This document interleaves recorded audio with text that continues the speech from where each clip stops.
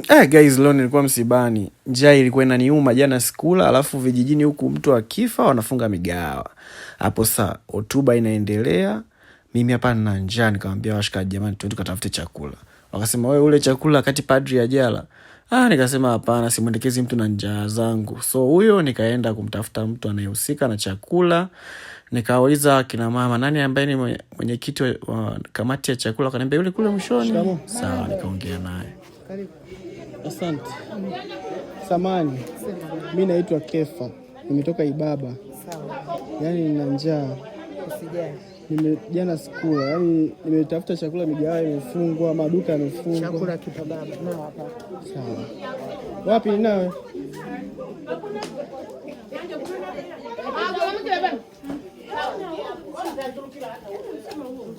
Tunawe. Hatimaye tukapata msosi, basi tukaanza kula hapo. Yaani nilikuwa sioni chakula kwamba kipoje, yaani nilikuwa nataka tu nile. Yaani nilikuwa naona chakula ni kitamu hicho. Japokuwa mnaweza mkanisema aisee. Baada ya hapo nikashiba zangu. Tumeshiba sasa.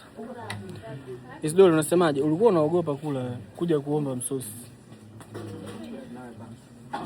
Mara padri ajala. Haya, subiri yale. Acha mipombe yako alafu unipe chakula.